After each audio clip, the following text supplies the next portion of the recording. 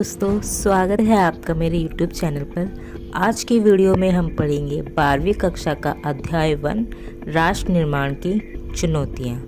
सन 1947 की 14-15 अगस्त की मध्य रात्रि को हमारा हिंदुस्तान आज़ाद हुआ था।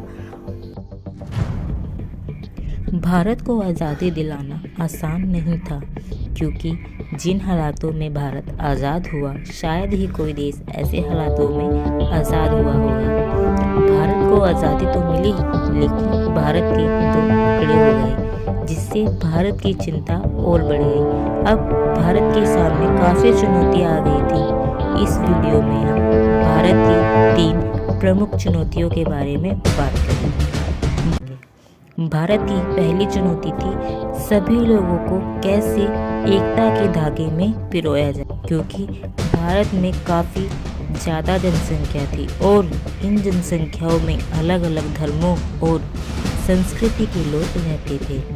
भारत के लोगों के मन में काफ़ी सवाल थे, क्या भारत एक रह पाएगा? और सबसे तीखा सवाल यह था कि भारत की क्षेत्रीय अखंडता कैसे हासिल की जाए। भारत के सामने दूसरी चुनौती यह थी कि भारत में लोकतंत्र को कैसे कायम किया जाए।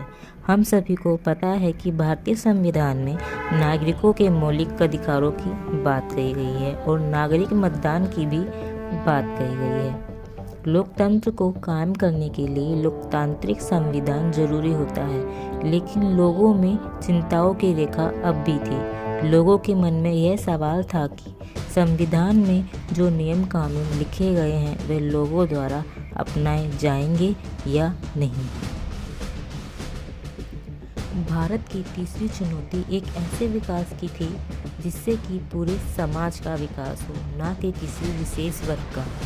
इसलिए संविधान में यह बात पहले ही लिखी गई कि सभी के साथ समानता का व्यवहार किया जाएगा और सभी धर्मों के लोगों को समान अधिकार और समान सुरक्षा दी जाएगी। संविधान में नीति निर्देशक तत्वों की बात कही गई, जिसमें लोक कल्याण के उन लक्ष्यों को बताया गया जिन्हें पूरा करना जरूरी था।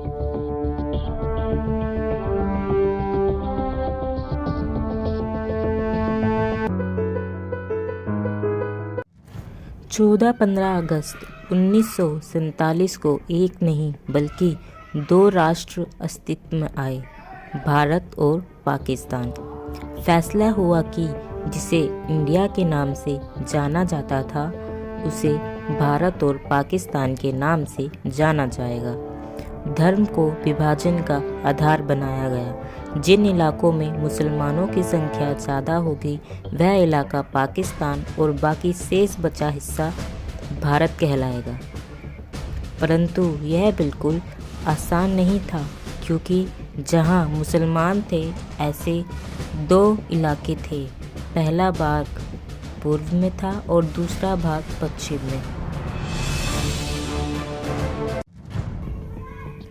ऐसे में फैसला हुआ कि पाकिस्तान में 2 इलाके शामिल होंगे, पहला पूर्वी पाकिस्तान और दूसरा पश्चिमी पाकिस्तान। इस द्विराष्ट्र सिद्धांत के खिलाफ काफ़ी लोगों ने आवाज़ उठाई, जिनमें से एक थे खान अब्दुल गफ्फार, जो द्विराष्ट्र सिद्धांत के एकदम खिलाफ थे। लेकिन इनकी बातों को अनसुना किया गया और पश्चिम उत्तर सीमा प्रांत को भी पाकिस्तान में मिला लिया गया।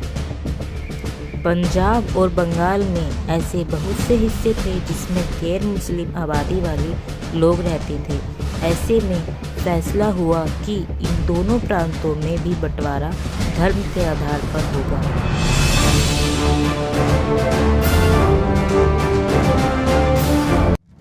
राष्ट्र निर्माण की चुनौतियों में से एक बड़ी चुनौती अल्पसंख्यकों की भी थी। सीमा के दोनों तरफ अल्पसंख्यक थे।